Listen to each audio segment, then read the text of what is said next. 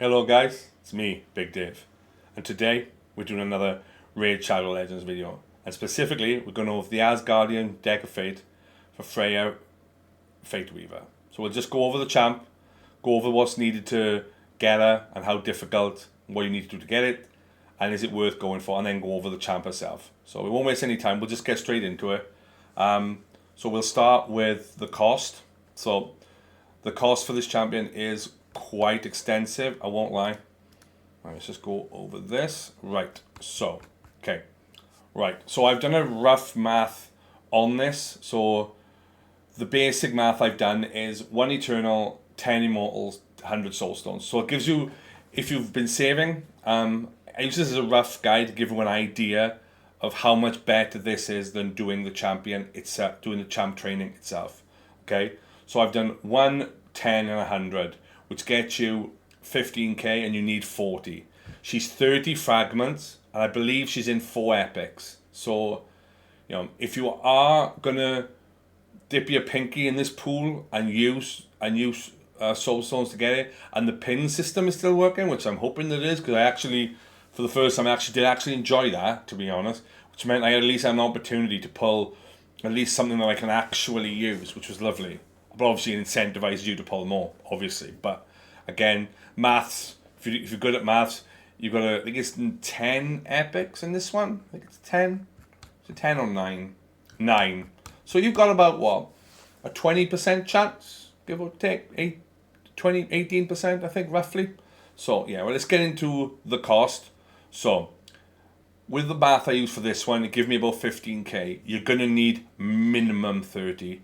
But the problem is that you're not going to pull 30 of her without pulling anything else. So you probably need to pull 40. And that is, considering that some of these events are normally half of what you need, like it was for Odin's Soul. I think it was like half of the pool was his soul, which is a lot easier than pulling 3/4 to half, which is what you have to do here. You have to pull 3/4 in order to get her. So yeah, not great. But from the Soul Stone standpoint, it is better than the champ training, because I've done the rough math on this. You need way more champions in regards to leveling, like epics, legendaries to full. Like I did a legendary without doing the ranking up for the food.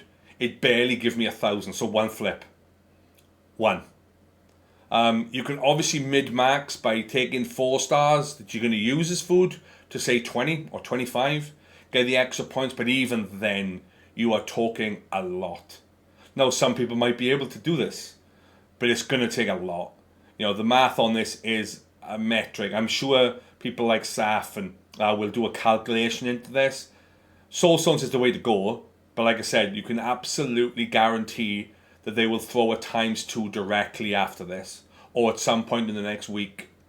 Unless you buy, you're not going to be able to get them back, because we all know how the twins works. You get enough to pull 1 a day, maybe 2, maybe, if you get lucky. If you get really lucky, you can maybe get an Immortal a week, an Eternal a monthly. That's how it works. One is week, one is a day, one is a week, one is a month. That's just how it is, roughly, give or take. Give it what you have to do in order to get it. So, in that respect, yeah, the soul stones are probably the easiest way. If you've got a lot of them, well done. So yeah, it's not great. The rewards are reasonable. Like there's a primal in there. There's 2 Lego books. There's again, why are you putting 5-star speed glyphs? Put 6-star in there. The chance if you're going for this girl, you need 6. You don't need 5. I get it. Put more 6-star, because they are the amount of times I do faction wars and don't get these. If I don't look and think about it, I get loads of them. But when I think I need them, I don't get any. Generally, an ancient that you can probably get from doing a couple of 20, 30, 40 runs of spider.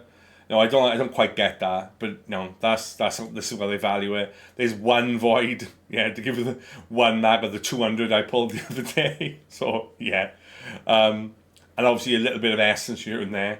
I think they should up the essence, because it's so difficult to get it now. But it is what it is. So yeah, it's a high cost. But again, if you are going for this, I would probably go for the epic because most of this is usable. 500 gems is nice. 1000 energy is probably the less of all of them. And then she went it with the Chaos Orb. But again, if you're an end game player, Chaos Orbs are huge because you can roll something in a quad, re-roll it and get speed. And you sat there with a quad speed roll. So the Chaos ones are nice in the respect that you can flip them on the mythical pieces. So that's kind of nice. And if you are farming end game dungeons, then you are getting mythical pieces. Just not a lot of them. And obviously you get a sacred back, which is kind of nice, you know. Normally these would have been in here, but they've now put them in here instead, which no, it is what it is. So right.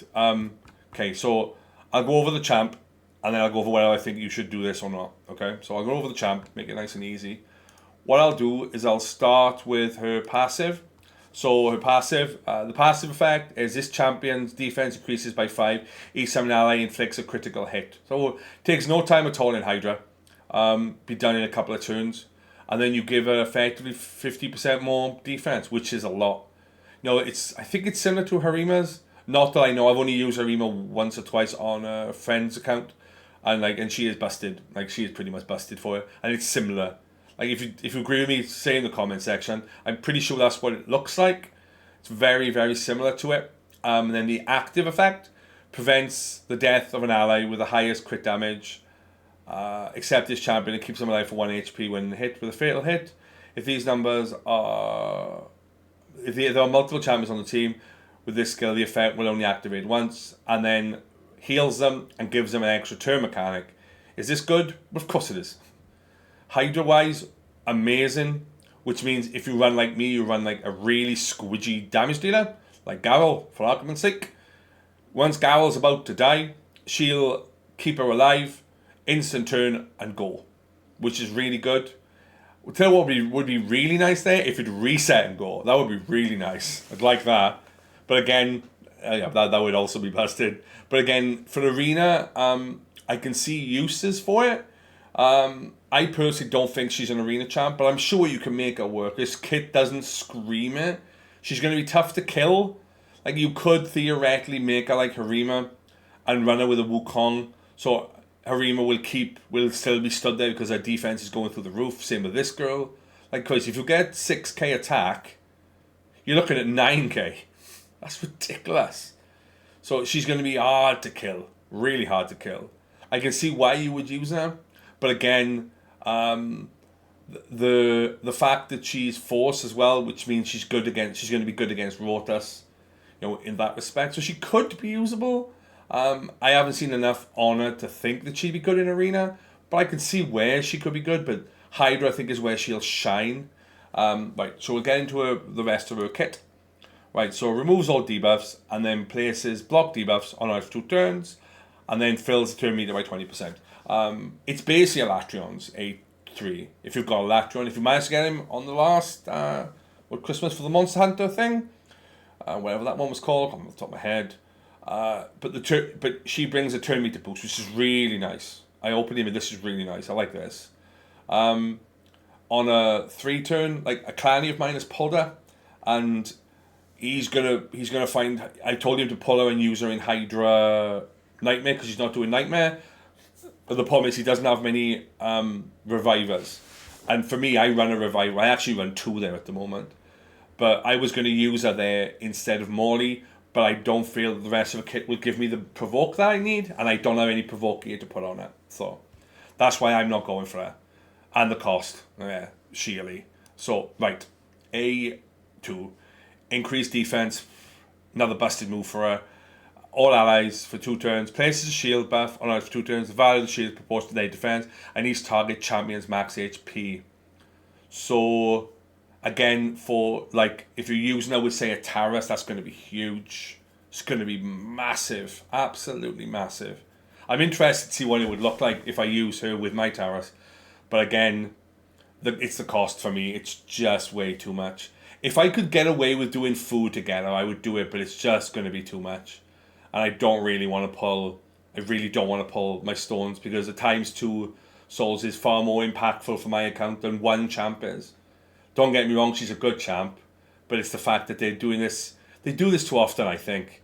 They make it like to basically deplete your resources. It's like, they know what people are holding on to. I'm convinced of it. Well, obviously they do. For me, that's what they want. They want to rinse you, so you have to then rebuild. You keep playing the game, and I get it. It'd be nice if they give us like something back for all this effort, because a lot of other games do, and this game doesn't. It doesn't really give you it makes you work for the fusion, like hard. Like Thor was difficult. No, it wasn't the worst fusion, but damn, it was difficult. But there's no sort of like, well done, here's a soul for him. They threw in an event where you have to use even more resources. I'm normally sat around 20k energy and about 5k gems. That's what I sit at. So that when a fusion comes and I want to do it, I can do it. And then if I want to do a dungeon, like say when Spider appears, or when it's like a specific faction, or when it's speed gear, or when it's savage gear, or anything like that, that's what I use it on. The problem I've had is this one literally took me down below down below to 9k. The last fusion did. It absolutely killed me, because I saw the kind of damage he was doing in Hydra, and I was like, well, he's better than most of my champs. It's almost as good as my Taras. I still don't think he's going to output Taras, but he might. But I'll have to find that out when I build him better. Get decent gear and put masteries on him. Like, he's booked now, so we'll see. But for me, it's just too much. It's just too many resources. Will I do a little bit of food later? Yeah, of course I will. Get some free rewards. Probably end up with souls for her that I don't need, and then she'll be gone. But she's still gonna be in the pool. Like, she's not going away, which is good. Which was my argument to Nurgle the Archer. Like, I helped a clan of mine do it, and I spent 2 days flat out trying to, because you had to win together. You couldn't do this. You had to win together. Now, all of us wanted this. I would have saved. I would have probably spent money for Nurgle, because she would have changed my account without any question. Because I don't have an attacking provoker in my team, or at least not a decent one anyway. And she brings all the debuffs you need. I wish they'd bring them back, but they're probably not. Or maybe they do it at Christmas. I really don't know. Fingers crossed. I would probably now I've used that on my client's guy. I know how busted she is. I think this girl could equally be busted, but she doesn't bring the right debuffs for me in order to warrant going for it, and the cost. The A1, I think we'll get into that now. So the A1 is decent. The counter attack with provoke. The problem you've got here is, if you're running it on manual, you're going to have to open up with this, because unless you run 2 provokers, or somebody in the taunt, is it taunt set or provoke set, whatever it's called, provoke set, this is going to have to be used first. And theoretically, you want to be using the A3 first, unless you run another block debuffer, and she's a pseudo. She comes in between. In between, say, a Duchess, or a Pythion, or a Sifi, or anyone of that ilk. But the problem is that it's not 100%, and you're relying upon it landing once in order for you to get your team going. And for me, this is why I like certain champs for as a provoke champ, because they have it on abilities that are cycled better. This one, for me, you're going to be what, A3, A2, A1. Back to A3 again. That's how it's going to go. So it's, let me just have a quick look. Yeah, 3 and 3. So it's going to be A2, A3, A2, A1, A1, A3 again, and back around. So you'll get 2 of these to 1 of these, unless you're running refresh. She is good, but I just think the cost is absolutely ridiculous. The fact that you have to effectively pull your souls, and then they will absolutely, without any question, put the ×2 this week or next week. As soon as the event is over, as soon as the event is done, they'll throw a ×2 at you. At that point, then, yeah. So for me, she's a skip. It's not a skip I want to do, because I've thought about getting her. I really don't want to skip this, but I haven't got a choice because of the cost. The cost is just too high, way too high. And the fact is, my clan, he pulled her, so I'll get to use her at some point anyway. So, I'll have a see what she does, where she fits. Try and get a guide out on somebody else's account to show you where she can be good. And I'll probably regret this one too, but the cost is just too much for me. So yeah. And while I'm here, I want to say a big thank you to everyone that stuck around and watched the Void video last 2 days ago. It got quite decent traction. I got over 500 views and 3 or 4 subs, so I was really happy with that. And thank you for the engagement on it, guys. It really does help. And if you message, I will message back. I might not message back straight away, but I will. I promise I will message you back if I can. And please add yourself to the Discord. It just makes my life a little bit easier because you can then see when I post, rather than me sending out vids to my clan Discord, to my Discord, to the players Discord, to the raid players Discord. Yeah, just be easier if you can add yourself to the Discord. Just makes it easier. Then if you've got questions, I'm happy for you to ask, and I'll help any way I can, because that's what I'm here for. I've accumulated enough knowledge on this game to at least understand it, at least. So yeah, there'll be another video either coming later today. It'll probably be tomorrow, purely because I'll be doing a soul cross video going over whether I'll be able to get Carnage at the end of this rotation. I'm fingers crossed. I'm not hopeful. It might take another rotation, but it would be nice to get it done. If I can do 101 rooms and all the Awakens, which I normally can do when I get to them. If it's a big if though, because the Rotus room and the Harima room are quite tough for me. Whereas the Taurus room is quite tough. You need CC, and there are some of the factions that don't have any, and that's the problem. So we'll check that later in about an hour and 2 hours time, 2.5 hours time. I'll be doing the video for that. So I will try and get it out today. If not, I'll get it out tomorrow morning. So yeah. So if there's anything you guys need to know, please feel free to ask. Leave a comment in the comment section. Add yourself to my Discord. It'll be in the description. And thank you for keeping this going, and thank you. So I'll see you all in the next video. Big Dave out.